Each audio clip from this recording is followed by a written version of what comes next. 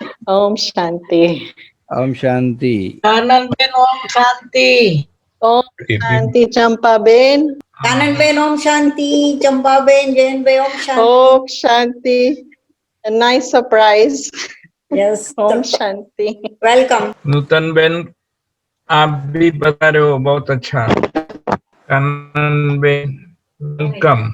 अभी हमारे thank you. Vineet भाई, हाँ, स्पेशल स्वागत करेंगे। जानते हो, उन्हीं के प्रयास से ये सब हो रहा है। प्यारे तो भाइयों और बहनों, आप लोग सोच रहे होंगे कि भाई ये नूतन बहन को भी क्यों अनम्यूट करवा रहे हैं। तो विशेष आज पहचान देने का मौका है। नूतन बहन और जीतू भाई को आप सब जानते हैं। कारेली बाग में एक दो बारी आप दोनों अनुभव भी सुना चुके हैं। और मुझे याद आता है एक बारी तो नूतन बहन, वो हमने डीवीडी भी बनाया था आपके अनुभव का, शायद आपने संभाला हो तो नूतन भाई और जो नूतन बहन और जीतू भाई जो है वो दोनों की आप सुपुत्री है। कानन बहन लौकिक में सुपुत्री है। तो आज अनोखा मिलन है तो कहेंगे कानन बहन, यूं तो बड़ौदा से ही कहेंगे क्योंकि वो दोनों बड़ौदा के हैं। तो कानन बहन कारेली बाग से भी परिचित है, नेचुरली बड़ौदा के ही समझो। तो आज एक और गौरवान्वित कहानी हम सुनेंगे कानन बहन के द्वारा, और गुजरात का गौरव आपने भी बढ़ाया है। तो आपका बहुत बहुत स्वागत है कारेली बाग के इस खुशबूदार बगिया में। और आप अपना अनुभव अब शुरू करें। तो थैंक यू पहले आपका ये जो प्लेटफॉर्म क्रिएट किया है लॉकडाउन के समय से ही, हमने भी यहाँ फायदा बहुत लिया है अलग अलग क्लासेस सुनने में। और यहाँ के भी स्टूडेंट्स जो हिंदी समझते हैं उन्होंने भी बहुत फायदा लिया है। तो यहाँ और बड़ौदा का कनेक्शन स्ट्रॉन्ग है क्योंकि यहाँ बोत्सवाना में बैंक ऑफ बड़ौदा है और बैंक ऑफ इंडिया भी है। तो बड़ौदा का नाम नेचुरली मशहूर है ही यहाँ। तो इस तरह से कनेक्शन तो है। और राखी के समय है तो हम सबको याद करते हैं यहाँ। इंडियन कम्युनिटी छोटा है, इंडियन कम्युनिटी छोटा है, परंतु सबको ब्रह्मा कुमारी कौन है वो जानते हैं। और बड़ौदा से भी खास बहुत कुछ आत्माएं भी यहाँ है सेवा में। इसलिए मैं बहुत खुश हूँ आज कि आपने ये चांस दिया और अफ्रीका को भी याद करके आपने ये प्रोग्राम क्रिएट किया। और आज की मुरली में जब बाबा ने ये बात की कि शिवरात्रि माना 4 सब्जेक्ट्स, ज्ञान योग धारणा सेवा कैसे ब्रेक डाउन करते हैं, तो वो पॉइंट मुझे बहुत अच्छी लगी कि बूंद बूंद शिवलिंग पर बूंद बूंद से बिंदु याद करना। और ज्ञान माना वो प्यूरिफिकेशन जो पॉइंट स्टेज है, योग की स्टेज है। तो जब मैं छोटी थी, 5 साल की थी, तो आपको ये पता है कि नूतन बेन तो लौकिक माँ है। तो उन्होंने ही कहा हमको, हम छोटे थे तो कहा कि हम तो है, पेरेंट्स है आज, बट कल हम नहीं है तो शिव बाबा है, भगवान है, तो वो संभालेंगे। तो ऐसा जीवन जीना कि आपकी रिश्ते भगवान से स्ट्रॉन्ग हो। तो तब से ही सोच लगी कि अगर भगवान से ही साथ में हमको रिश्ता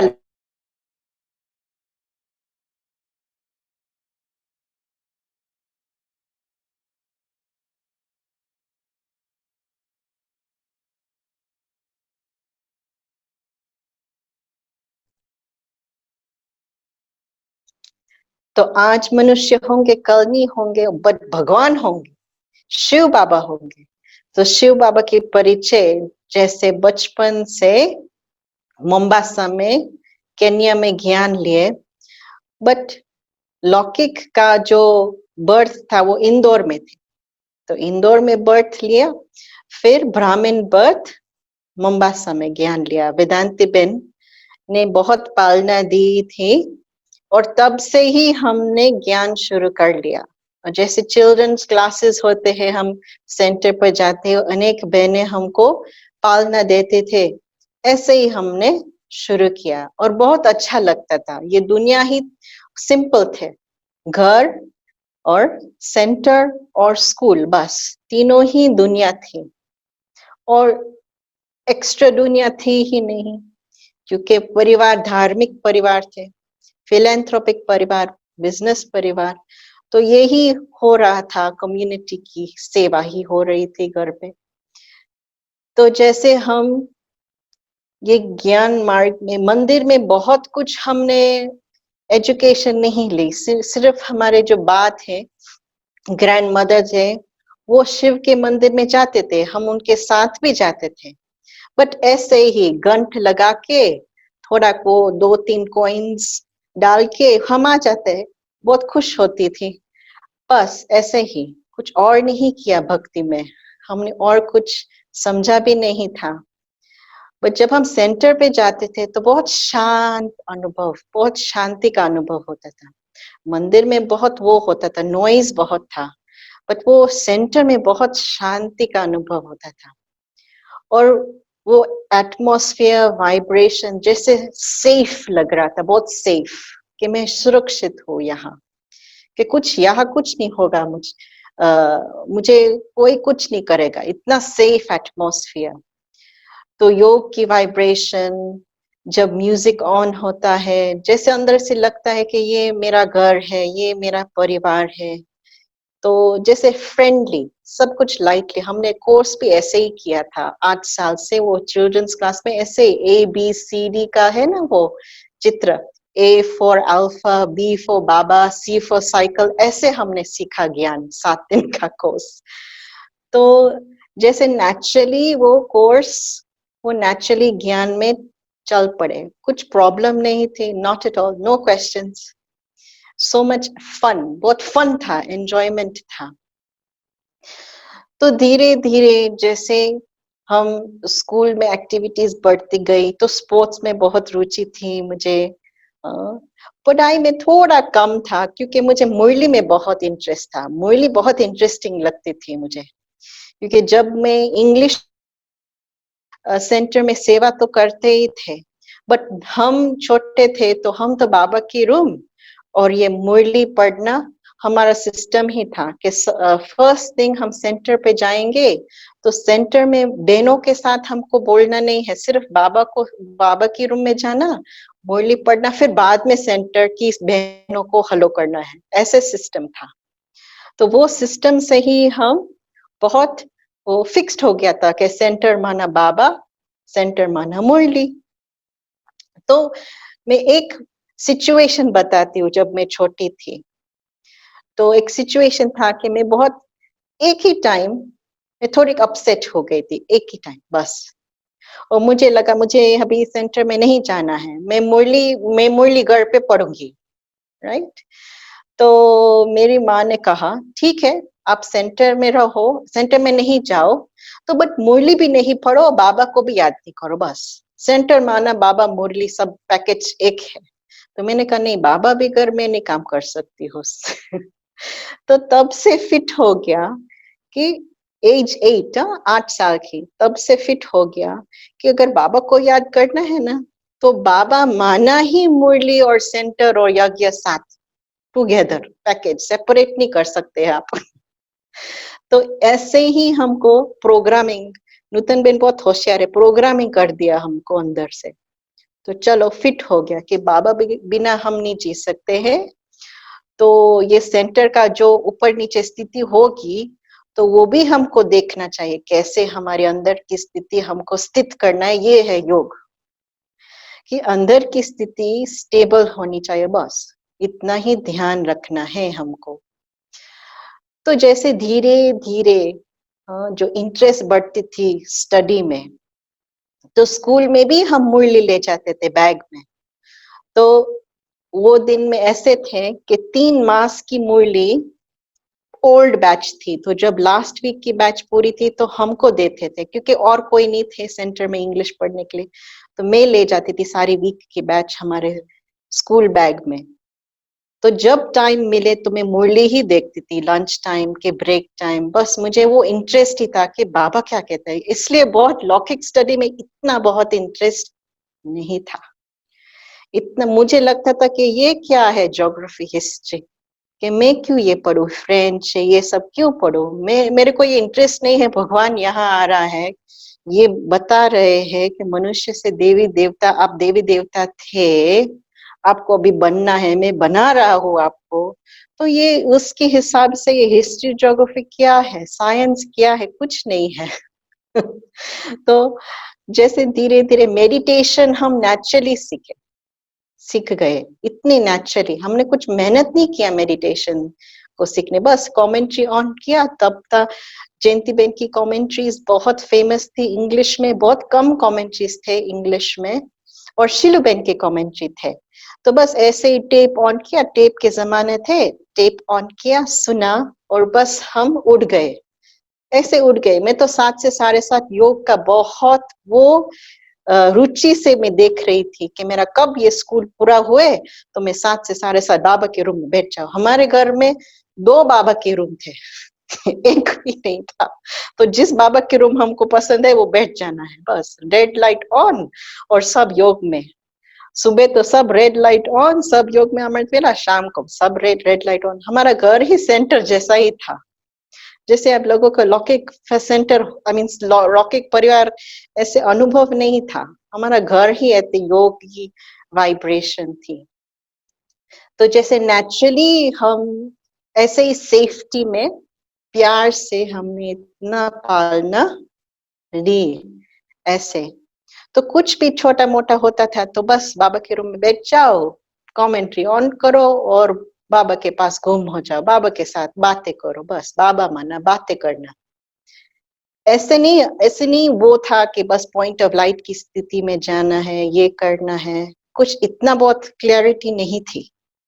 सिर्फ आनंद में रहना है बस, और खुश रहना है अंदर से, और जो भी दिल की बातें हैं भगवान को पहले हमको बताना है।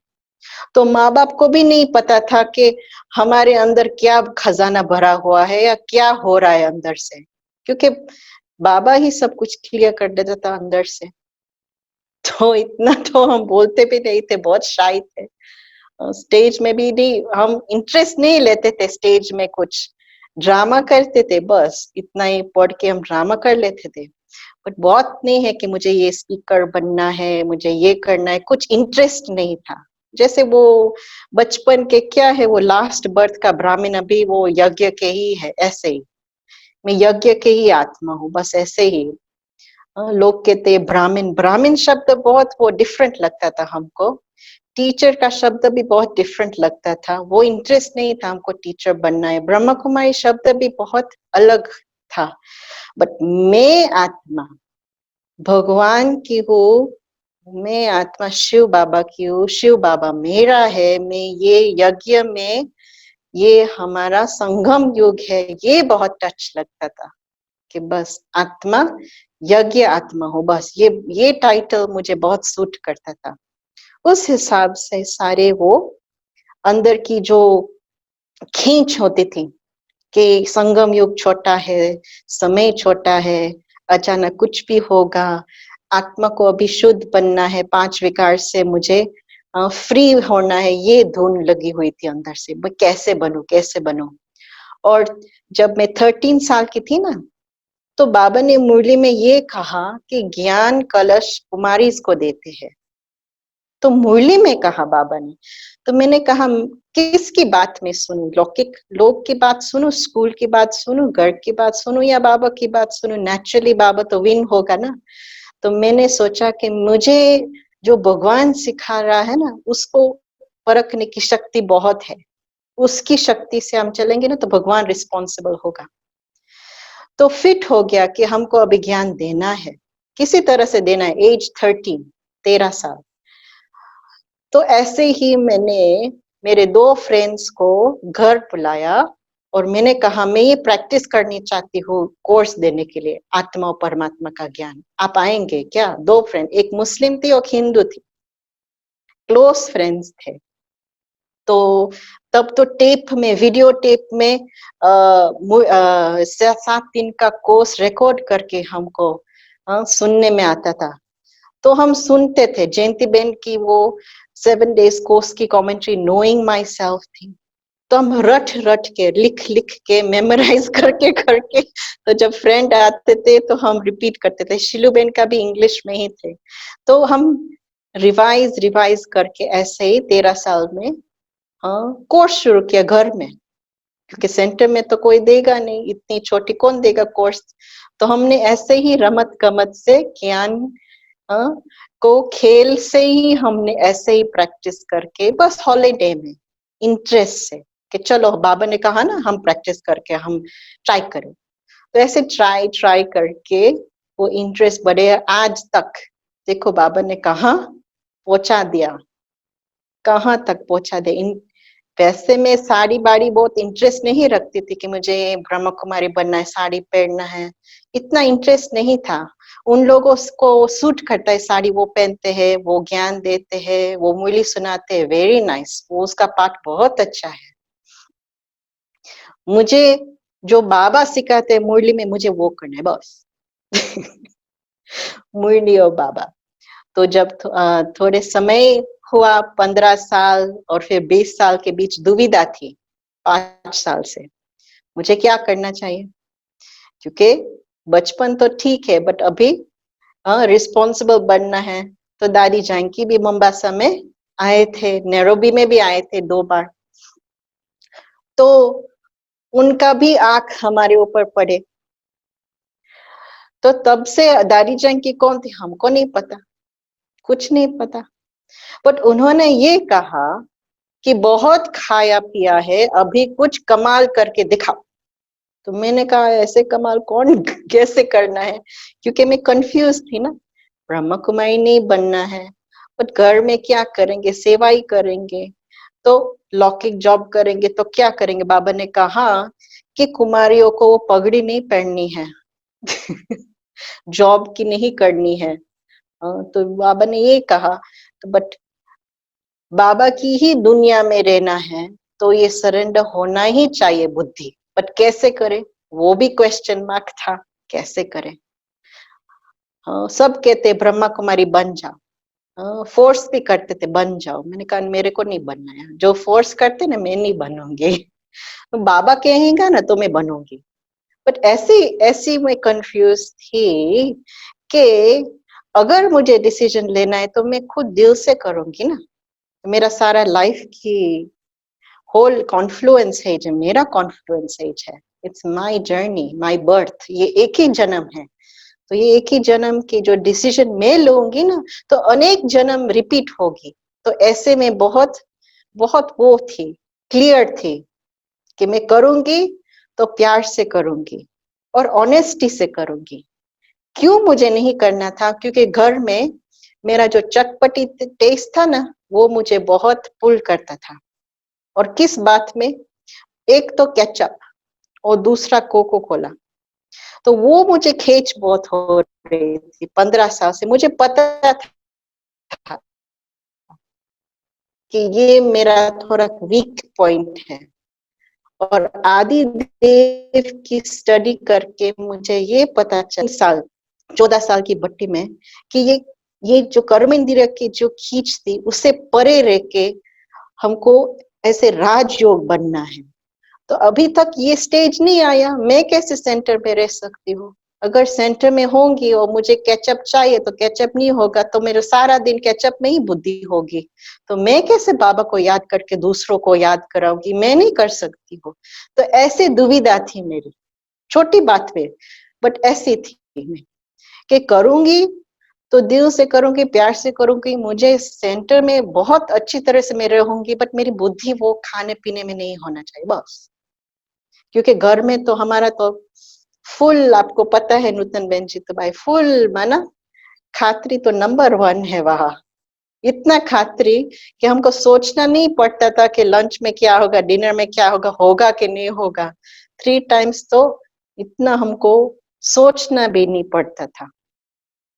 तो जैसे हमने कभी देखा ही नहीं कि एक दिन खाना होगा कि नहीं, सोचना ही नहीं, होगा ही वहाँ भाग्य में पड़ा हुआ है। तो ऐसे मैंने कहा सेंटर में तो ऐसा नहीं होता है, सिंपल लाइफ है, थोड़ा ही कुछ होगा, नहीं होगा तो नहीं होगा। तो बाहर का चीज कोई नहीं खाता है, वो दिन थे बहुत स्ट्रिक्ट थे। तो ऐसे, और मैंने सोचा सेंटर में रहना बहुत सिंपल लाइफ है, सिर्फ मुरली क्लास करना, योग करना अमृत वेला और ट्रैफिक कंट्रोल और कोर्स देना बस, और योग करना। मैंने कहा ये बहुत बोरिंग लाइफ होगा, क्योंकि इतना तो मैं सारा लाइफ नहीं कर सकती हूँ तो वो दिन तो बहुत सिंपल थे ना, इतना बहुत एक्टिविटी भी नहीं थी, इतनी वो प्रोजेक्ट्स नहीं थी, विंग्स नहीं थी, कुछ नहीं था, ऐसा ही था। मेरे को हर दिन में ऐसे ही बिताऊंगी सारा संगम में, वो नहीं होगा मेरे से। मुझे कुछ इंटरेस्टिंग नई चीजें सीखनी है, सीखने की वो उमंग थी कि मुझे नई नई चीज। तो ऐसे मेरी परिस्थिति थी। तो इस ऐसे ही हमने वो डिसीजन लिया कि नहीं, मुझे पढ़ाई करनी है और पढ़ाई करनी है। तो इसलिए हम यूके गए, यूके में परिवार थे, बट दादी ने भी बुलाया था मधुबन में। जब हमने परिवार से मिले, 19 इयर्स थी, तो दादी ने और जयंती मैंने खास इनविटेशन किया, लंदन आओ। तो मैंने कहा हाँ, मैं ऐसे ही, हाँ बहुत वो नहीं स्ट्रॉन्ग पुल था, पर मैंने कहा मैं लौकिक पढ़ाई तो करूंगी ही, क्योंकि इंटरेस्ट था, क्योंकि दुनिया में क्या है मुझे पता नहीं है। अगर नहीं पता और मैं यहाँ सेंटर में बैठ जाऊं और कुछ नहीं पता, अंदर से वो होगा कि मैंने डिसीजन अच्छी नहीं ली। थोड़ा तो मुझे नॉलेज होना चाहिए, बस इतना, बहुत नहीं, बस थोड़ा तो होना चाहिए, जितना इंटरेस्ट है इतना। तो इसलिए मैंने बिजनेस स्टडीज चूज किया था। मैंने ऐसे चूज किया कि मुझे वो पैसे खर्च नहीं करना था, क्योंकि 4 साल के business studies course degree, it's like 1 million pounds, आपको इतना ही पाउंड्स चाहिए, और आप ये इतना पैसे 4 साल के लिए, मुझे वो राइट नहीं लग रहा था कि मैं क्यों 4 साल के इतना पैसा, मेरे माँ बाप के पैसे हम यूज करेंगे, तो फिर 4 साल के बाद क्या होगा, जॉब ढूंढेंगे, जॉब मिलेगा तो पैसे हमको मिलेगा, हाथ में पैसे मिलेगा, को कब से हम रिटर्न करेंगे माँ बाप को। तो जब रिटर्न करेंगे तो 10 साल लग जाएगा, 10 साल के बाद हम फिर सोचेंगे पैसे से क्या करेंगे, हम ये खरीदेंगे, फिर क्या करेंगे, तब जिएंगे क्या, एज 50 हम जिएंगे क्या तो ऐसे मैंने सोचा कि ये लाइफ तो रॉन्ग है, इट डजंट मेक सेंस कि आप इतना पाउंड्स खर्चो स्टडी के लिए, फिर बाद में आप इतना लौकिक काम करो। तो मैंने सोचा ये शॉर्ट कोर्स 4 साल का 6 मास में हमने लिया, इंटेंस कोर्स। तो वो डिप्लोमा थी, बिग बिजनेस एग्जीक्यूटिव डिप्लोमा का कोर्स था ब्राइटन में। तो वहां किया, क्योंकि लौकिक घर था, तो लौकिक घर में ही हमने, और सेंटर तो बाजू में 2 मिनट, सेंटर के बिना हम जी नहीं सकते। तो सेंटर हर रोज जाना वो ही था, हर रोज मुरली सुनना वो ही था फिक्स्ड। ऐसे बहुत वो रुचि नहीं थी अमृत वेले की, क्योंकि मुझे ऐसी वो थी, वो ऐसा था कि 24 आवर्स हमको योग में होना चाहिए। तो अमृत वेला सुबह सुबह उठना, मैं तो ये बाबा को कहती कि सुबह सुबह मैं आपके साथ क्या करूंगी बाबा, दिन में हम बहुत सारे कुछ काम कर सकते, बट सुबह सुबह तो वो अमृत वेले की वो जो लेजीनेस थी ना, वो था, इसलिए सेंटर में सरेंडर करने की वो हिम्मत नहीं थी। बहुत वो इंटेग्रिटी होना चाहिए ना सेंटर में रहने के लिए, अमृत वेला मुरली रेगुलर एवरीडे। बट इंटरेस्ट था, मुझे करना है, भले मैं नहीं कर सकती हूँ बट मुझे करना ही चाहिए, ये संगम युग है और बाबा आप मदद करना बस। बट मैंने कभी लाइफ में होप नहीं लूज किया, इतना अच्छा था, पता था कि ये नहीं होता है, ये नहीं होता है, ये नहीं होता है, बट होप नहीं लूज किया, बार बार ट्राई कर रही थी, बार बार ट्राई कर रही थी, नहीं हुआ ओके छोड़ दो नेक्स्ट टाइम, फिर ट्राई करती हूँ, नहीं हुआ छोड़ दो नेक्स्ट टाइम, बट होप कभी नहीं छोड़ा, क्योंकि जब तक हम ट्राई नहीं करेंगे तब तक वो खजाना वो अमानत या वो प्राप्ति हमारे अंदर नहीं आएगी। तो प्रैक्टिस मेक्स परफेक्ट, की प्रैक्टिस प्रैक्टिस और प्रैक्टिस। तो ऐसे हम स्टडी करते करते ऑक्सफोर्ड में ही जाना शुरू कर लिया था। ऑक्सफोर्ड रिट्रीट सेंटर है ना, तो ब्राइटन से ऑक्सफोर्ड 2 घंटे का बस ट्रिप था। तो एवरी वीकेंड दादी जैंकी वहां थी, तो दादी ने ही कहा कि वीकेंड में आ सकते। तो फ्राइडे हम बस लेके वहां पहुंचे रात को, शाम को, और संडे को वापस ब्राइटन। तो 2 दिन हम सेवा के पे ऊपर, क्योंकि वीक में तो बिजी थे स्टडीज में, बट वीकेंड मुझे वो अकेलेपन महसूस हो रहा था। मेरे को ये संगम युग में अकेलेपन नहीं चाहिए, सेवा चाहिए, ब्राह्मण परिवार चाहिए। और ये जो अनुभूति है आध्यात्मिक, बिकॉज फर्स्ट इज गॉड, इतना वो था कि number 1 is Baba, second is everything else. तो ऐसे ही हमने अंदर से वो खींच इंक्रीज हुआ कि सेवा की, और वैरायटी सेवा थी वहां। रिट्रीट सेंटर अलग है सेंटर से हिसाब से। सेंटर में बहुत कम एक्टिविटी होती है, बट रिट्रीट सेंटर में बहुत ज्यादा होती है, जैसे मधुबन जैसा होता है कि अलग अलग डिपार्टमेंट्स होती है, अलग अलग इंचार्जेस होते, अलग अलग ड्यूटीज होती है। तो इस हिसाब से मुझे तो सर्वरी की ड्यूटी दी, परियोजनाओं की खाने परियोजना की ड्यूटी दी, और फिर बाद में 9 डिपार्टमेंट में ड्यूटी लिया, ऐसे 9 डिपार्टमेंट्स। तो वो डिपार्टमेंट पे रिसेप्शन की भी ड्यूटी थी हर रोज, हाँ, 1-1 घंटा यहाँ वहां सब ड्यूटी थी। खाना बनाने में वंस अ वीक होता था, फिर डिशेस और धुलाई करने की, फिर क्लीनिंग भी थी 3 घंटे हर रोज, क्लीनिंग की भी ड्यूटी थी, हूवरिंग, पॉलिशिंग, और सब कुछ हाथ से ही सब कुछ काम था। और डिशेस साफ करने की, फिर कर्टन्स को भी साफ करने की, लाइट बल्ब्स, इतना बड़ा 90 बेडरूम वाला रिट्रीट सेंटर, सब कुछ कर्म हाथ से। कभी लाइफ में घर में तो किया नहीं, सब रेडीमेड था। तो वहां हमने सीखा हाथ से क्या करना। बट अंदर में मैंने पुरुषार्थ की बात क्या था कि ये तो बहुत स्थूल चीजें थी हम सीख रहे थे, राइट। तो दादी हमको इतना प्यार से ज्ञान और योग की पालना दे रही थी कि हमको ये फीलिंग नहीं होता था कि हम ये काम कर रहे हैं। हमको ये फीलिंग हो रहा था कि जो भी ज्ञान योग हम अंदर ले रहे हैं वो कर्म में नेचुरली बाहर आ रहा है। बस एक टाइम तो था, हम जब क्लीनिंग 16 टेबल्स थे, क्योंकि 90 लोग हैं तो 16 टेबल्स हम खुद एक पर्सन क्लीन करते हैं।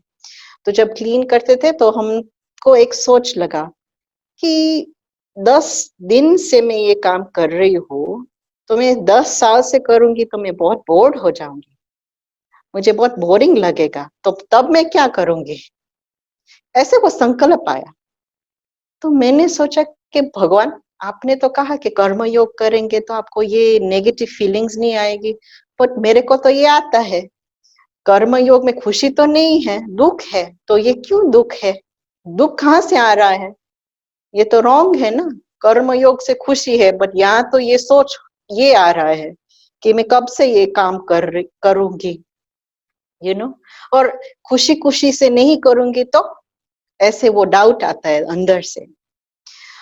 तो तब हम मुरली से पॉइंट लेते थे कि बाबा क्या कहता है, कि बाबा कहता है कि जब आप ज्ञान मंथन करोगे तो अति इंद्रिय सुख पाएंगे। तो अति इंद्रिय सुख मुझे वो चाहिए, तो ये ज्ञान का जो मंथन है वो कैसे करो तो।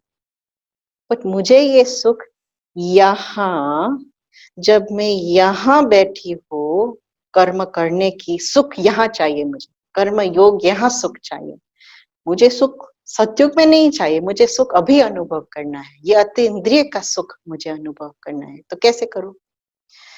तो ज्ञान का पॉइंट लेके भगवान कौन है, तो आज वो मुरली में पॉइंट था कि भगवान पतित पावन है। तो बाबा आप पतित पावन हो, तो ये मैं हाथ से कर्म कर रही हूँ तो आप मेरे साथ हो ना, तो आप काम काम में आप शक्ति दे रहे हो, तो मैं सिर्फ टेबल साफ नहीं कर रही हूँ, ये आत्मा की शक्ति, बाबा आप साथ हो तो साथ साथ में दो शक्तियां काम कर रही हैं, एक स्थूल की और एक स्पिरिचुअल रूहानी शक्ति काम कर रही है। तो मैं आपका ही काम कर रही हूँ, को डबल पावर। तो जब मैं ये आया ना बुद्धि में कि ज्ञान यूज करके हमको कर्म करना है, तो हमने ये एक्सपेरिमेंट शुरू कर लिया कि हर एक एक्टिविटी, हर एक ड्यूटी में एक ज्ञान पॉइंट यूज करके मुझे करना है, क्योंकि बहुत कुछ काम तो है नहीं, सिर्फ हाथ का काम है ना, तो बड़ी बात है नहीं, सिर्फ पूछना है कैसे करना है और शुरू करो बस। तो एक ड्यूटी मुझे ऐसे कर्म करना है जो एक एक ड्यूटी में भी एक फीलिंग भी नहीं आए कि मुझे ये अच्छा लगे कि नहीं लगे, बस। क्योंकि होता है ना, आप 3 दिन करो, 4 दिन करो, 5 दिन करो, फिर लास्ट 1 वीक के बाद आपको माया आता है कि नहीं अभी थक गई हूँ, इतना नहीं करना है। तो ये जो थकावट की जो थॉट थी ना, मुझे ये पूरा करना था कि मुझे ये थॉट नहीं चाहिए, मैं ऐसा कर्म करूं कि ये कर्म निष्काम, selfless, without feeling of any negativity, कुछ नेगेटिव थॉट होना ही नहीं। तब मुझे अंदर से फीलिंग होगा कि बाबा ने जो कहा ना, वो मास्टरी होती है, एक एक ड्यूटी की मास्टरी करनी है, सोल कॉन्शियस बनाना है उसको, कर्म को। तो ऐसे ही हमने एक्सपेरिमेंट करके करके फिर बाद में तो दादी ने बहुत ट्रेनिंग भी दी थी प्रैक्टिकल में। वेदांती बेन ने अफ्रीका में तो हमको पालना बहुत ही, प्यार बहुत दिया, बट कैसे चलना है दादी ने, जैसे कोच नहीं होता है, कोच हमको ट्रेन करता है ट्रेनर्स को फुटबॉल में, ट्रेनर्स को कोचेस होता है ना, 4 कोच होता है एक ट्रेनर को। तो जैसे दादी हमारी कोच थी, कोच हमको हाथ पकड़ के हमको वॉकिंग ले जाती थी इतनी प्यार से। हर रोज 2 बारी दादी वॉकिंग करती थी, सुबह 10:30 बजे और शाम 6 बजे, जस्ट 5:45, 5:45 बजे। तो मैं छोटी थी ना, तो छोटे को ही ले जाते हैं, मेरे को ले गई, और इतनी प्यार से बात करती थी दादी, बहुत प्यार से। दादी तो ये पूछती थी कि आज क्या सुना क्लास में, तो मेरे कहा दादी ये पॉइंट अच्छा लगता था, तो दादी इतनी एक्साइटेड होती थी, अच्छा ये पॉइंट अच्छा लगा। मैंने कहा इतना दादी क्यों एक्साइटेड होती थी, ये तो मास्टर है दादी, 80 साल से ये सेम पॉइंट सुन रही होगी, बट इतना वो रुचि था कि मुझे अंदर से पता चला कि ज्ञान में रुचि कैसे होनी चाहिए, कि इतना रुचि होनी चाहिए कि वो सब, वो जो लिमिटेड थॉट्स है ना, संकल्प, स्थूल थॉट्स, वो चले जाए। और दूसरी बात ये थी, दादी जो साइलेंस की शक्ति यूज करती थी, वंडरफुल। कभी भी इतनी एक इंसिडेंट होती थी तो बार बार वो इंसिडेंट दादी के मुख में कभी नहीं होता था। एक बार किचन में एक भाई ने बहुत स्ट्रॉन्ग रीति से, बहुत लाउड रीति से शाउट किया दादी के सामने, तो हम दादी के साथ थे। तो मैंने सोचा दादी के सामने कौन इतना वो लाउड शाउट कर सकता है, पर दादी ने इतना शांत से उसको दृष्टि देख के, जो भी निमित्त थे उनको कहा उसको जो चाहे दे दो। और बाद में दादी 48 आवर्स के बाद मैं उसके साथ थी, दादी के साथ थी, दादी ने एक शब्द किसी को नहीं कहा, न रूम में कहा, उनके रूम में, न स्टेज पे कहा किसी क्लास में, उनके ये जो सिचुएशन किसी को रिपीट नहीं किया, बस अंदर से दादी उसने इतना, वो जैसे इतना बड़ा, वो क्या है, अब्सॉर्ब करने की शक्ति। गणेश होता है ना, उसका पेट बहुत बड़ा होता है, अंदर वो जमा होने की शक्ति होती थी, अक्यूमुलेट, जस्ट फिनिश, और पूरा हो जाता था सीन, रिपीट भी नहीं होती, जैसे कुछ नहीं हुआ ड्रामा में, बस। तो ये बात बहुत अच्छी रीति से हमने नोटिस किया, क्योंकि वो देखना था मुझे कि ब्रह्मा बाबा की ट्रेनिंग दादियों के ऊपर क्या थी, ये कैसे सोल कॉन्शियसनेस प्रैक्टिस करते हैं, दादियों कैसे प्रैक्टिस करते हैं, वो देखना है, कैसे बोलते हैं, कैसे चलते हैं, एक एक एक्शन ऑर्डिनरी नहीं थे। जब वो बैठते थे तो कुछ न कुछ बुद्धि में फिट होता ही थे, मुरली पढ़ते थे, ज्ञान की बातें पढ़ते थे, ज्ञान की बातें बोलते थे, हर टाइम ज्ञान ज्ञान ज्ञान ज्ञान, कभी भी ऑर्डिनरी नहीं था, कभी नहीं। और दादी को सब कुछ एक्यूरेट चाहिए, सब कुछ एक्यूरेट माना आपको एक शॉल भी एक चेयर पे ऊपर होगा ना तो भी उसको अच्छा नहीं लगता है कि ये शॉल किसकी है। इतना सफाई, इतना हम एक्यूरेट अलर्ट होते थे दादी के आगे। कभी ऐसे वैसे हम नहीं बैठ सकते हैं, चाहे जितने आप लाडले हो प्यारे हो, बस एक्यूरेट माना एक्यूरेट। एक टाइम मैंने उनका बेड किया था, बेड तो लाइन स्ट्रेट नहीं थी, ऐसे थी, थोड़ी कैसे थी। तो लंच के बाद दादी आई रूम में, तो दादी ने देखा ये खटले किसने किया, तो मैंने कहा मैंने किया। तो बेटी ये एक्यूरेसी आपको पता है मैं एक्यूरेट हूँ, मेरे को ये नहीं अच्छा लगता है। इतना ही, थोड़ा ही था, इतना ही बस उसको दिखाई दिया। तो दादी बहुत एक्यूरेट थी, दैट टू 80s में। और नम्र भी बहुत थे दादी। दादी इंग्लिश भी सीखते थे और इंग्लिश भी पढ़ते थे, हमारे ईमेल्स इंग्लिश में पढ़ते थे। तो हमको ये चांस बहुत अच्छा मिला कि दादी हमको ये कहती थी कि इंग्लिश में लिखो। और फर्स्ट लेटर मैंने जब लिखा ना, फर्स्ट लेटर मैंने जब लिखा तो पेंसिल में था, मुझे थोड़ी पता दादी इंग्लिश पढ़ती है, पेंसिल में था। और ऐसे ही मेरा अनुभव रिट्रीट सेंटर में 3 मास से थी, तो मेरा अनुभव मैंने लिखा, थैंक यू नोट। तो नेक्स्ट डे मेरा लेटर सारे डाइनिंग रूम के नोटिस बोर्ड के ऊपर था, मेरा लेटर। मैंने उनको प्राइवेट लेटर लिखा था। तो मैंने कहा कि मेरा लेटर में, ये तो प्राइवेट था, ये तो पब्लिक हो गया, अभी क्या। तो तब से आज तक मैंने कभी ऐसे ईमेल या लेटर लिखा ही नहीं कि मेरा ये प्राइवेट है या पर्सनल है। सबको ये बहुत ऑनेस्ट या क्लियर पिक्चर। तो हर एक लेटर मुझे पता है कि जब मैं दादी के पास ये लेटर लिख के भेज दूंगी ना, दादी सबको बताएगी और लास्ट तक दादी सबको बताती थी।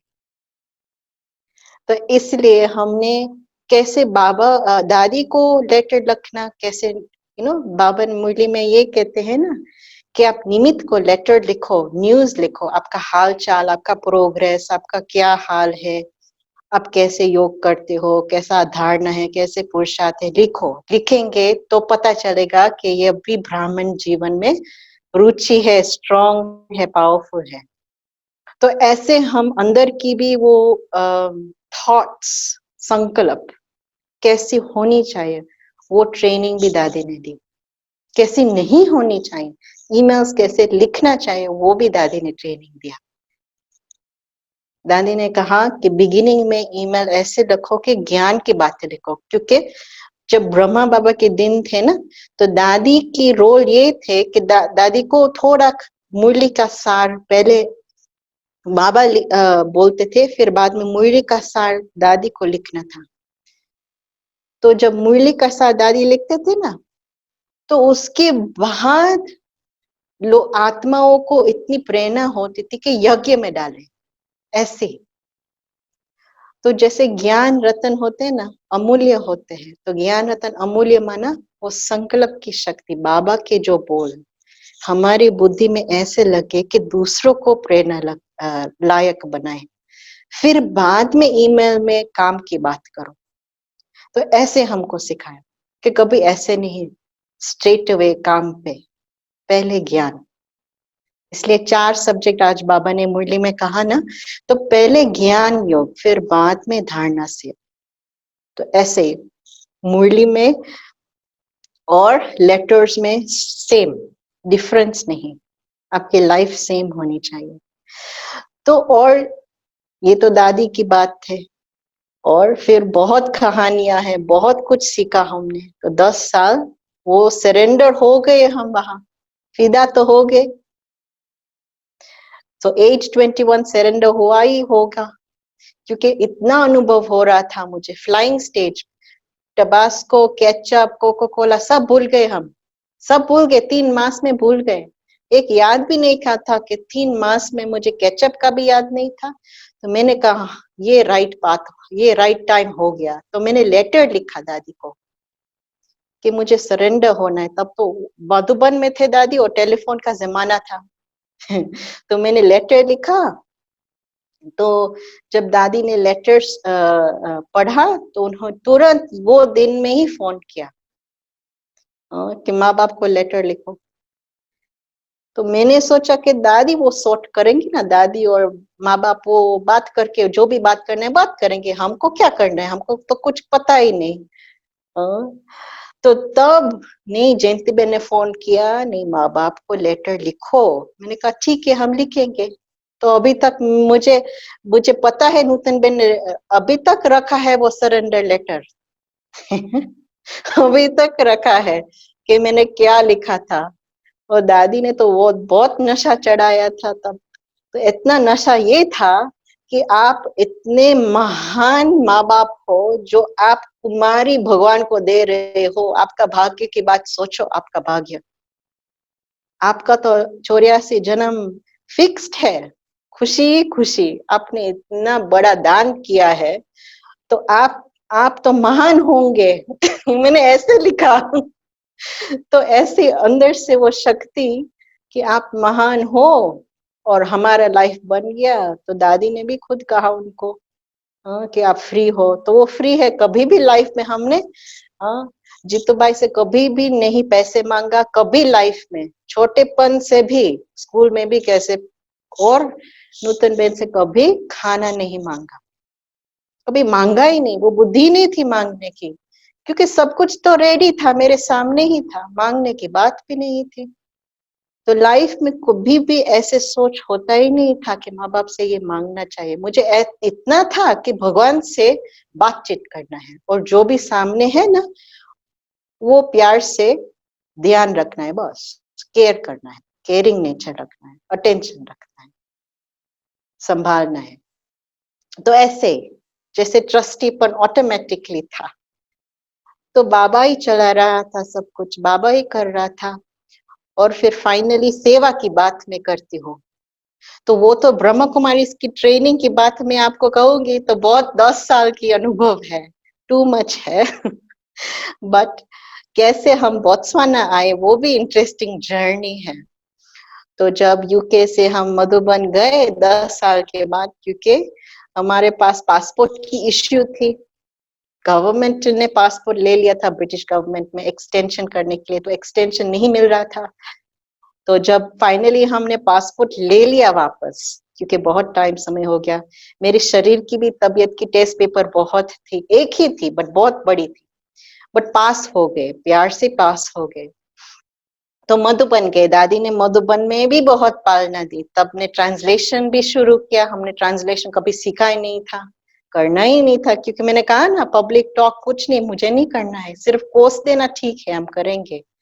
जयंती बेन ने कमेंट्रीज कैसे करना है वो भी सिखाया हमने जयंती बेन के सामने, दादी झांकी के सामने, हम सिर्फ छोटा छोटा ग्रुप के सामने कैसे ज्ञान देना है वो सीखा। तो दादी झांकी ने मेरे मुख से ज्ञान बोलना सिखाया, जयंती बेन ने कमेंट्री सिखाई कैसे करना, तो वो भी अलग स्टोरी है। बट मधुबन में कैसे सेवा करना वो दादी ने सिखाया। और फिर मंदाबेन ने भी बहुत पार्ट लिया था हमको, क्योंकि ऑक्सफोर्ड में मंदाबेन थी, उनका भी ट्रेनिंग कोच जैसे बहुत पावरफुल था। तो शिलुबेन और शशिबेन की डिपार्टमेंट हमने मदद करने की वो चांस मिला। 6 मास। तो तब डबल फॉरेनर्स आते थे और ग्लोबल ऑफिस में, और अकोमोडेशन और सीटिंग में भी मदद करते थे। ऐसे ही छोटे छोटे काम, छोटे छोटे, बहुत बड़े नहीं, बट टाइम टेबल के अनुसार काम। और जब दादी ग्रुप्स मिलते थे तो दादी के साथ भी हम सीखते थे कि दादी कैसे सबके साथ लेन देन या बातचीत या ज्ञान की बात। पहले दादी ऑलवेज पूछती थी कि आपने कुछ लिया, खाया पिया, सब कुछ ओके है। फिर बाद में दादी पूछती थी अभी क्या करना है, कहाँ जाना है, क्या। तो इतना वो 5 मिनट में दादी सब कुछ काम पूरा करते थे, इवन लेस, समटाइम्स 3 मिनट्स, इतना प्यार से। तो हमने ये मधुबन में बहुत सीखा कि कैसे प्यार से खातिरी करना, ज्ञान योग से करना, आध्यात्मिक शक्ति कैसे बढ़नी है, कैसे पालना ली है। और 8 घंटे हमको योग कैसे करना वो दादी ने सिखाया। हमने दादी ने ग्रुप बना के 3-3 दिन में 8-8 घंटे कैसे योग करना वो भी सिखाया। और फिर शाम को दादी पूछती थी कि आज 8 घंटे योग किया तो आपका अंदर का क्या ख्याल चल रहा था, क्या अनुभव किया, क्या नई बात निकली। तो हर दिन वो इंटरेस्ट लेती थी दादी। तो डबल फॉरेनर्स के ग्रुप्स क्रिएट करके हमको सिखाया कि कैसे 8 घंटा योग करना। और ऐसे नहीं स्ट्रेट योग करना, 2 घंटे योग करना, फिर थोड़ा ब्रेक लगाना, फिर दोबारा 2 घंटे करना, फिर ब्रेक लगाना, फिर थोड़ा चिट चैट करना आधा घंटे, फिर वापस 2 घंटे, ऐसे ही ब्रेक करके करके और अलग अलग स्थानों पर जाके, एक स्थान पे नहीं।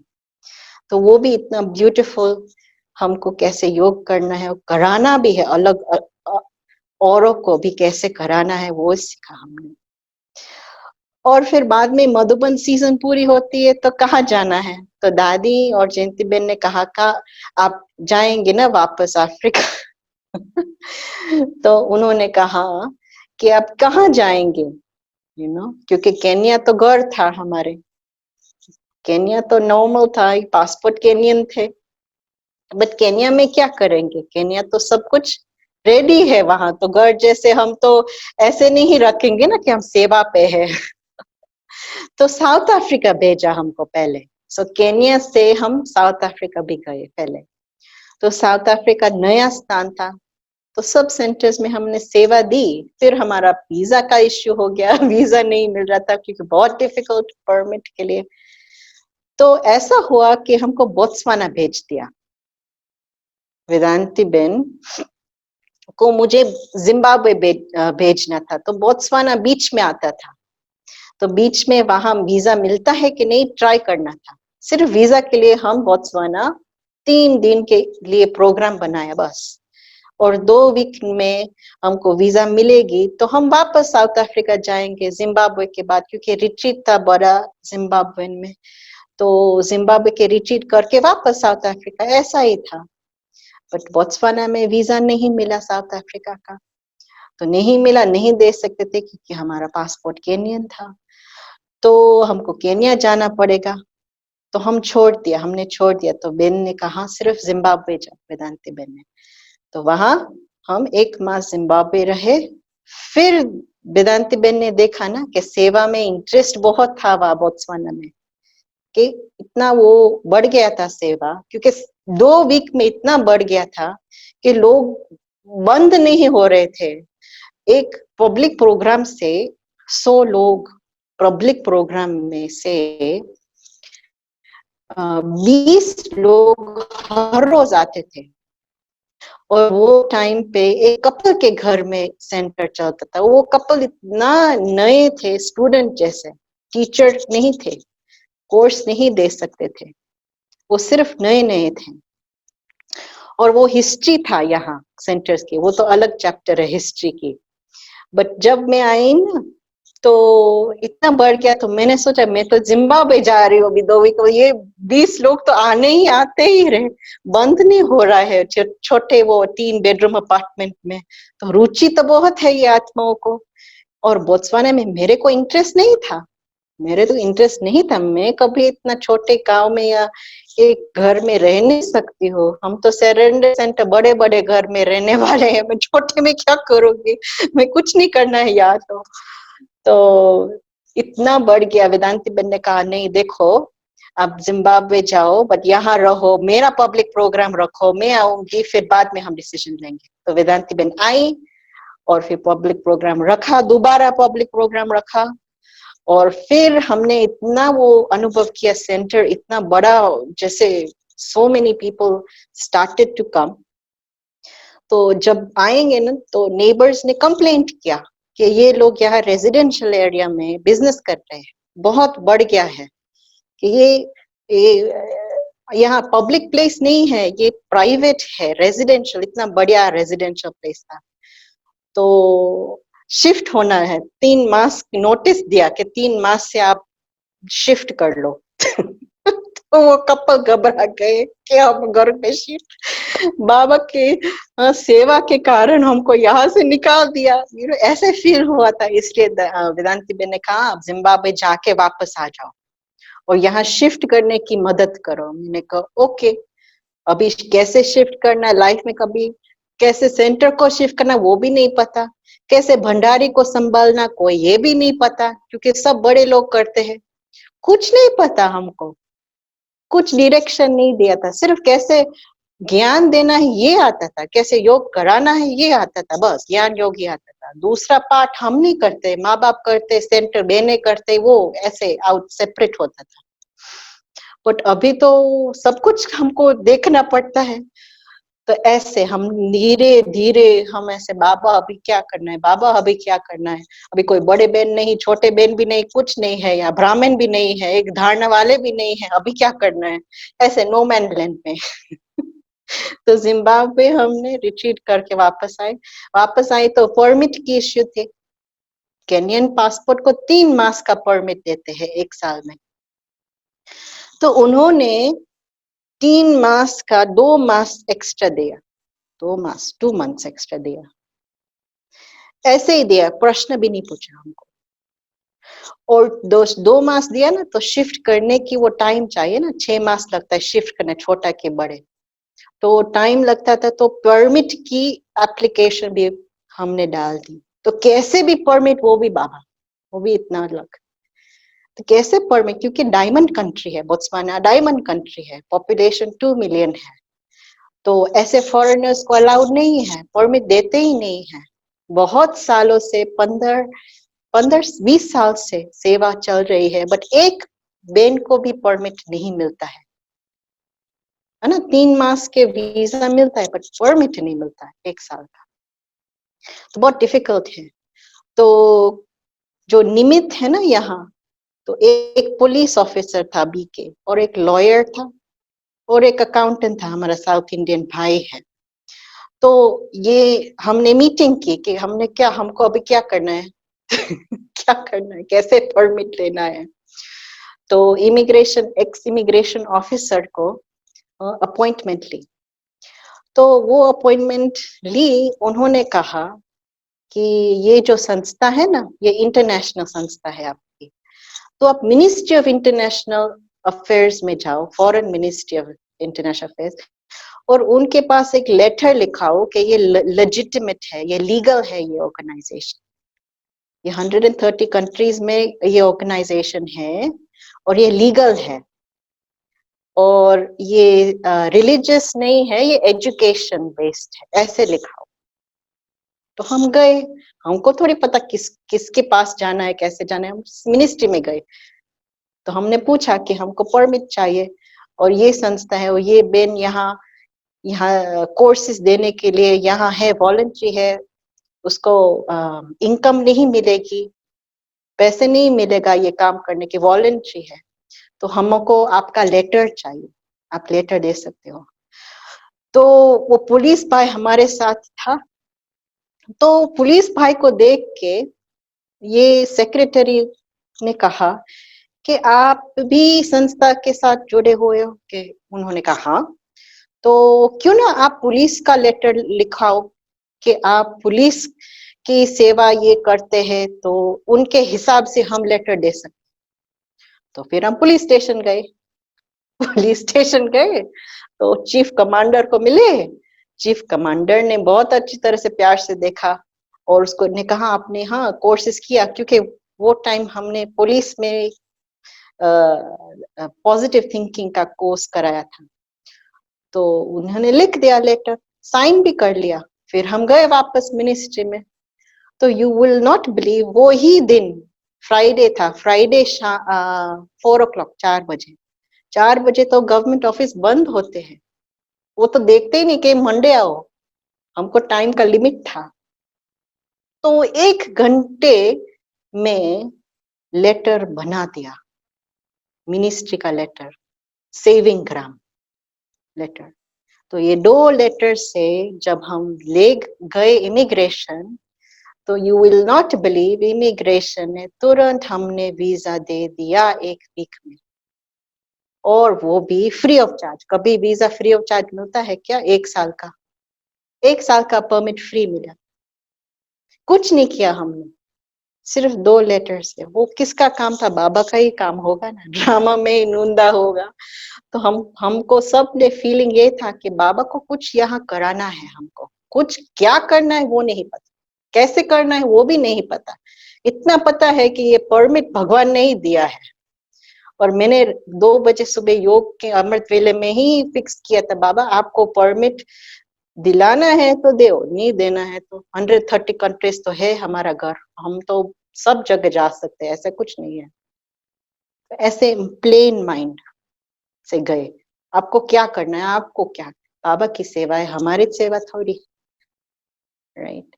तो अमृत वेले हर रोज, वो जो अमृत वेला वो सुबह सुबह का था, अमृत वेला से ही सेवा निकली, योग की ही सेवा निकली। और फिर धीरे धीरे लोकल लोग इतने प्यार से वो ज्ञान सुनते हैं, क्योंकि बोत्सवाना की स्पेशलिटी ये है कि डेजर्ट कंट्री है, लैंडलॉक्ड कंट्री है, यहाँ कुछ उगता बहुत नहीं, कुछ एग्रीकल्चर, बट यहाँ डायमंड कंपनीज बहुत है, माइंस बहुत है, बड़े बड़े बड़े बड़े बड़े सारे। आई थिंक अफ्रीका में 5th रिचेस्ट कंट्री यहाँ है, ये देश है। और पॉपुलेशन कम है, बट मैंने कहा ना उनकी विशेषता क्या है, ये आत्माओं की, दे लव गॉड, उनको भगवान से बहुत प्यार है। आप भगवान की बात बोलेंगे ना यहाँ, इतना प्यार करेंगे आपको, क्योंकि भगवान के साथ उनका प्यार बहुत है। और आत्मा का ज्ञान इतना अच्छी तरह से समझते हैं, प्रैक्टिस बहुत नहीं कर सकते हैं बट समझते हैं बहुत अच्छी तरह से। तो ऐसे 80% यहाँ पब्लिक टॉक में हमारे लोकल्स आते हैं। और कभी भी ये देश में दूसरी स्पेशलिटी है, ये देश में कभी भी वॉर नहीं हुआ है। उन लोगों को इंडिपेंडेंस ब्रिटिश से सिर्फ पेपर वर्क से हुआ है, कभी फाइट नहीं किया है, वॉर में कभी नहीं गए हैं। तो इसलिए ये लोग को फाइटिंग का पावर ही नहीं है, कैसे फाइट करना। हमको ये शिक्षा दी गई थी कि अगर आप क्रोध करेंगे ना यहाँ, तो वो देखेंगे कि आपको कुछ रॉन्ग है कि आपको कुछ प्रॉब्लम है। तो इतने वो शांत स्वरूप आत्माएं, इतने हम्बल, इतने स्वीट, इतने रिस्पेक्ट। जब हम ओम शांति करते हैं ना दूसरों को ओम शांति, तो ये लोग डुमेला कहते हैं, डुमेला। तो आप जब शॉपिंग में जाएंगे या कुछ खरीदेंगे, तो आपका काम स्ट्रेट अवे नहीं होगा, आपको पहले डुमेला करना पड़ेगा, डुमेला रा, डुमेला माँ, फिर बाद में आपको ये सब कुछ काम करेंगे। तो उसको प्यार से हमको व्यवहार करना है, रिस्पेक्ट से। वो रिस्पेक्ट बहुत करते हैं, प्यार से रिस्पेक्ट देते हैं। और कभी भी वो फीलिंग नहीं होता है कि वो अलग है। हमको इतना फीलिंग है कि दे रियली योर्स, क्योंकि हम जब इमिग्रेशन में जाते हैं ना, तो हमको लगता है ये हमारे लोग हैं, घर के लोग हैं। ऐसे नहीं लगते ऑफिशियल है, ऑफिसर है, ये ऐसे फीलिंग भी नहीं आती। अलग अलग देश में होता है, बट ये देश में नहीं होता है, जैसे लग रहा है कि आप घर पे ही हो, ऐसे फीलिंग है। इतना लाइट है क्योंकि पॉपुलेशन कम है और क्वालिटी बहुत हाई है। आप यहाँ स्ट्रीट्स पे जाएंगे तो स्ट्रीट्स पे कभी भी आपको बेगरीज नहीं दिखाई देंगे, पॉवर्टी नहीं है यहाँ, कोई गरीब लोग नहीं दिखाई देंगे, सब शाहूकार जैसे है, सबको सब कुछ है, ऐसा कुछ नहीं है। तो गंदगी भी नहीं है, बहुत क्लीन लोग हैं, इतना क्लीन है। और दैट्स डिफरेंट, बहुत अलग अलग कंट्रीज अफ्रीका में है, बट ये बहुत अलग है। तो ऐसे भगवान, जैसे उनको भगवान की जो ब्लेसिंग है ना, भगवान उन लोगों को चला रहा है, ऐसे लगता है हमको। हाँ, हम ज्ञान इसलिए जब परमिट की बात आई ना, क्यों मैं परमिट की बात कहती हूँ, क्योंकि परमिट से ही मिनिस्ट्री ऑफ फॉरेन अफेयर्स की सेवा निकली है। और दोबारा हम एक्सटेंशन करने की बात गए ना, 5 साल के बाद परमिट पूरा होता है, तो परमानेंट सेक्रेटरी जो था, हमने परमानेंट सेक्रेटरी को हलो किया, टॉप 2nd है इंचार्ज, एक है मिनिस्टर, वो सेकंड है वो परमानेंट सेक्रेटरी। तो वो तो फ्रेंड्स था हमारे लॉयर, बीके जो लॉयर है उनका फ्रेंड था, स्कूल फ्रेंड था। तो इतना प्यार से वो ज्ञान को समझा, इतना प्यार से मिला। 45 मिनट्स हमने उनके साथ बातचीत की कैसे ये ज्ञान है, क्या हम समझा रहे हैं, कैसे वो हम वेल बीइंग, मन तन धन को कितना वो हैप्पी रखते हैं। तो उन्होंने कहा आप मिनिस्ट्री को सेवा दे सकते हो? हमने कहा हाँ दे सकते हैं। तो उन्होंने यहाँ 2 व्यक्ति को यूनिवर्सिटी बोत्सवाना, जो हम सेवा देते हैं, पब्लिक टॉक से सब कुछ वहां ही करते हैं, तो उन्होंने इन्वेस्टिगेट किया। और एक डॉक्टर है यहाँ, उन्होंने हेल्थ रिट्रीट मधुबन में की थी और वहां से ही ज्ञान यहाँ 7 दिन का कोर्स लिया। फिर बाद में उनको पता नहीं था सेंटर था, तो उन्होंने इतना प्यार से बातचीत किया ये दोनों से और ऐसे कहा कि आपको जरूर लाइफ स्टाइल चेंज करना है तो ये लोग आपको सिखाएंगे और फ्री है। तो ये बेन है ना, ये बेन आपको फ्री सिखाएगी, वो पैसे नहीं लेती है, आप उसको सिर्फ ट्रांसपोर्ट देना या फिर आप सबको सेंटर पे भेजो, ग्रुप में भेजो, तो वो कोर्स देंगे आपको। तो फर्स्ट अफ्रीका में या दुनिया में, एक्चुअली जयंती बेन ने भी कहा दुनिया में फर्स्ट टाइम ऐसे हुआ है कि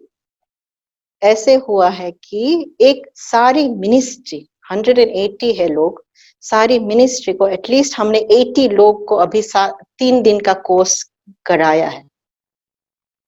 और वो पायलट मिनिस्ट्री, उन लोगों ने खुद कहा कि हम फर्स्ट मिनिस्ट्री है, आप ये कोर्स सिखाएंगे सबको।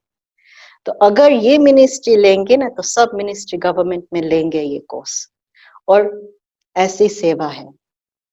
तो अभी टाइम में देख रही हूँ, टाइम अप है। बहुत कुछ सेवाएं इतने इंटरेस्टिंग निकले हैं, एम्बेसडर्स की सेवा और डिप्लोमेट्स की भी सेवा, यूथ्स की भी सेवा, आउटरीच की बहुत है। तो वो भी कैसे बाबा हमको कराता है, वो भी सब अनुभव शेयर करने के लायक बातें हैं। Okay, thank you. ओम शांति। ओम शांति। अद्भुत अद्भुत अद्भुत। लेकिन दुविधा ये है कानन बहन कि तारीफ पहले करे, नूतन बहन की करे कि कानन बहन की करे, ये थोड़ा कंफ्यूजन है कि किसकी पहले तारीफ, बीज की तारीफ या तो जो पौधा फलीभूत हुआ है उस बीज से निकल के उसकी तारीफ, ये थोड़ी दुविधा है। और हमारे कान तो कह रहे हैं कि कानन बहन को बस सुनते ही जावे, तो ये कहेंगे you are very calculus person. Okay, एक साल का हिसाब भी आपने कैसे रखा, कैसे आपने प्लानिंग किया कि भाई ये चाहिए ये नहीं चाहिए, सो यू आर चूजी। और निर्णय शक्ति जो है वो आपकी कितनी विशेष है कि आपके इस अनुभव से समझ में आया कि आप अष्ट शक्तियों में निर्णय रूपी जो शक्ति है वो आपकी विशेष है और सही निर्णय लेकर के आप सही आगे बढ़ रहे हैं। तो नेचुरली बोट्सवाना वाले बहुत लकी है, मैं कहूँगा कि इतने अच्छे टीचर उनको मिले हैं। तो बहुत बहुत मुबारक, बहुत बहुत धन्यवाद भाई और बहनों। देखो सुना कैसे कैसे रतन वहां पर अफ्रीका में बाबा ने रखे हैं। तो आज एक विशेष रतन से हमारी मुलाकात ड्रामानुसार बाबा ने करवाई, तो सबका धन्यवाद। और डॉक्टर साहब चंपा बहन, आपके मन की बात रखो। ये बरसों नाम बोला ने, तो बरसाना राधा का गांव है और आप कृष्ण की पूरी राधा है, सुना? कृष्ण और राधा एक ही थे, शिव बाबा और आप एक ही हो। क्यों? और आप जिस फैमिली से निकले तो आपको बाबा ने देश भी ऐसा दिया। अफ्रीका के कोई देश तो गरीब है, लेकिन आपको डायमंड वाला देश दिया, क्योंकि आपका परिवार तो पूरा क्या बोलते हैं, ऐसे परिवार में से आप बहुत रिच परिवार, उसमें से सरेंडर होके सेंटर में रहना बहुत बड़ी बात है। सुना सब भाई बहनों ने, सुना बहुत बड़ी बात है। और मिनेश भाई ने बोला किसकी महिमा करे, तो बाबा की करे, नूतन की करे। आनंद बेन आई तो वो लोग ज्ञान में आए, फिर उन्होंने अर्पण किया।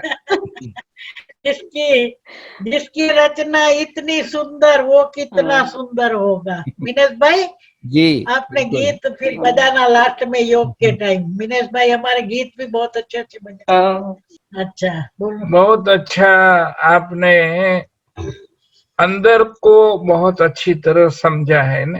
आपने हमेशा अपने अंदर क्या करना है, इंट्रोवर्टेड होके अंदर में चेंज कैसे लाना है, बाहर की बात को नहीं लेकिन अंदर की बातों को आपने संभाला अपने आप को। ये आपका विशेष पाठ आपने जो सुनाया उससे लगता है। तो ये तो सबसे बड़ी बात है कि चेंज कहाँ करना। तीन्द्रिय सुख का मूल आधार अंदर है और इसी के आधार से कर्म करते करते भी कैसे अतीन्द्रिय सुख में रहना है। कर्म में तो थोड़ा टाइम जाता है।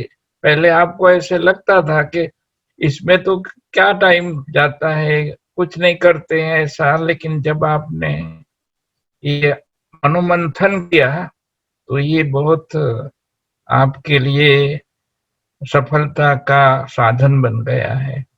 और दूसरी बात जो है, आपने दादी जानकी जी का भी जो ऑब्जर्वेशन किया उसमें भी आपने उनकी जो सहनशीलता की बात कही, उसका मतलब आपने ऑब्जर्व कितना अच्छी तरह किया होगा, तभी सारी बातों का पता पड़ा होगा।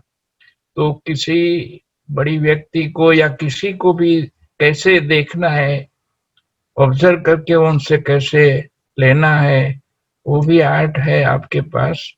और हमें खुशी है कि यही हमारी स्नेही बच्ची है, तो इसलिए हमें भी खुश कर दिया। आज हम बहुत खुश है, हमारे सब भाई बहन भी बहुत बहुत खुश है। सब हाथ खड़ा करके नूतन बेन, जीतू भाई, आप सुन रहे हो?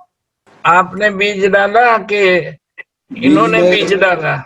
नहीं, वो तो नूतन बेन को पूछो।